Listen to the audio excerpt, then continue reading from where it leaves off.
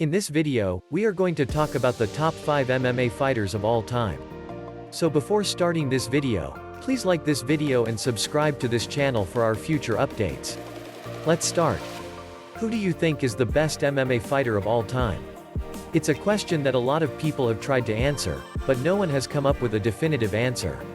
Part of the issue is that eras have come and gone since the emergence of cage fighting and the establishment of the UFC. How do you rate fighters who dominated for a period of time but competed against weaker competition in different promotions? Could one of today's rising stars take out a dominant force like Chuck Liddell, Royce Gracie, Vanderlei Silva, or Kazushi Sakuraba in their prime? When UFC 1 took place in November 1993 at the McNichols Sports Arena in Denver, Colorado, it was a humble beginning for the Ultimate Fighting Championship. 8 fighters competed in a tournament bracket to determine who the toughest fighter in the world was during the first tournament. There were no weight classes in this competition. The 8 competitors' styles were very different from what we are used to seeing now, but the world's largest mixed martial arts organization was born, and there was no turning back. Royce Gracie demonstrated the effectiveness of Brazilian Jiu-Jitsu to a worldwide audience on that first night. It is now considered one of the fundamental background styles that fighters must be familiar with in order to avoid being defeated by their opponents. The days of open weight divisions are long gone, and the UFC now has 10 weight classes, with 8 men's divisions and 2 for female fighters.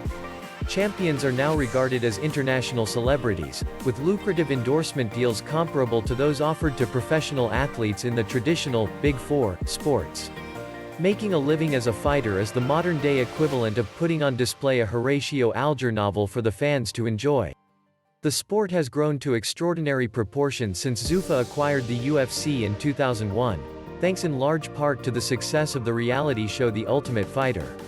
The UFC is now broadcast on Fox and Fox Sports 1, allowing the sport to reach a wider audience around the world. It is a contentious sport, with ongoing legal battles over head injuries and drug testing tarnishing the careers of some of the sport's legends. The UFC, on the other hand, is here to stay, having overcome obscurity, legal obstacles, insolvency, and monopoly allegations to become the most well-known name in the international fight game. Dana White may have catapulted the sport to new heights, but the fighters on this list are responsible for the sport's long history and legacy. We attempted to balance the criteria for our list of the 5 greatest MMA fighters of all time. The resume of a fighter's entire career was important. However, not to the same extent as their peak performance. It was crucial to have an eye exam.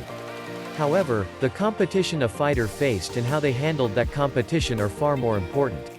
Ultimately, we favored fighters who had a string of victories, often across multiple divisions, over those who were considered among the all-time greats. You could argue that this resulted in recency bias, especially since pioneer Gracie was left off our list and our No. 25 is a fan favorite. The list has also been updated to reflect recent pay-per-views and fights, including Israel Adesanya and Stipe Miocic's rankings. We'll also admit that excluding Kamaru Usman from this list was difficult. However, it is only a matter of time before it happens. Number 5. Fedor Emelianenko.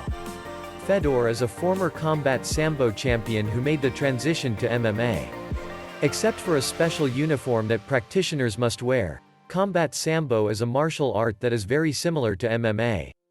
As a result, combat sambo assisted Fedor in making a smooth transition to MMA by providing him with superior grappling skills as well as the striking ability to complement them.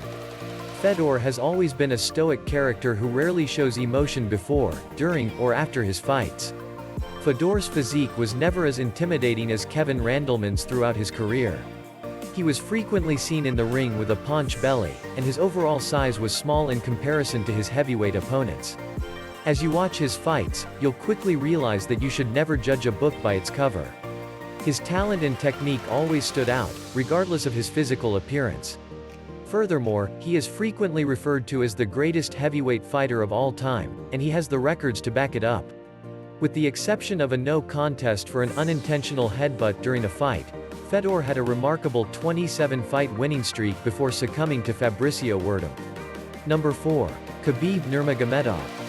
Khabib is in the conversation for being the GOAT of MMA after his recent dominating performances against Conor McGregor at UFC 229 and Dustin Poirier at UFC 242. He has a 28-0 record, which is unheard of in the MMA world, thanks to his superior cardio and grappling. He not only wins every fight he enters, but he also wins them all decisively. He has never been in a UFC fight that was even close on the scorecards.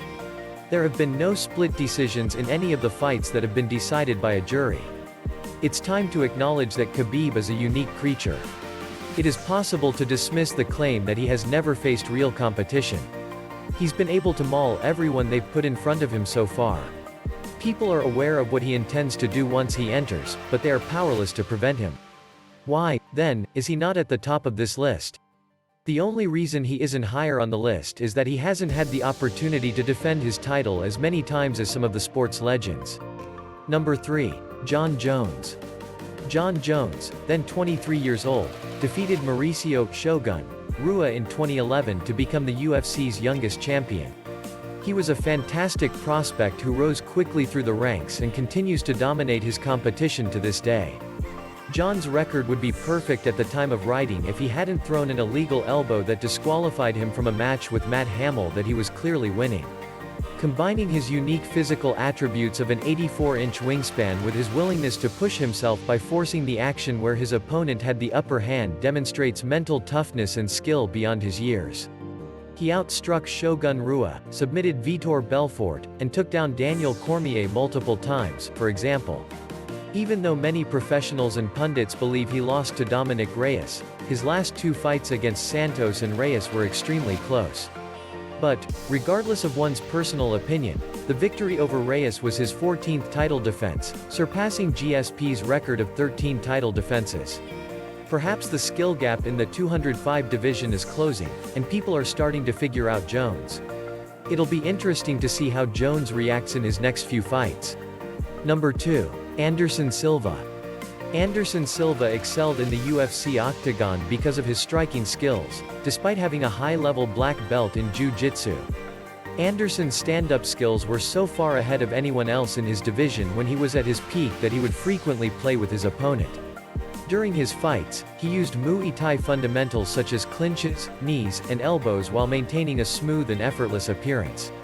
Anderson's counter-striking was also excellent, making many of his opponents look like fools as they consistently missed punches. Anderson's fight with former UFC lightweight champion Forrest Griffin is the best example of this, as Forrest was so embarrassed by what happened that he ran out of the octagon shortly after recovering from being knocked out.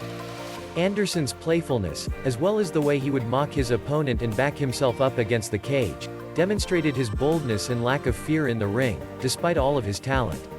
Plus, no one could forget his Matrix-like ability to avoid strikes and immediately return fire. Number 1.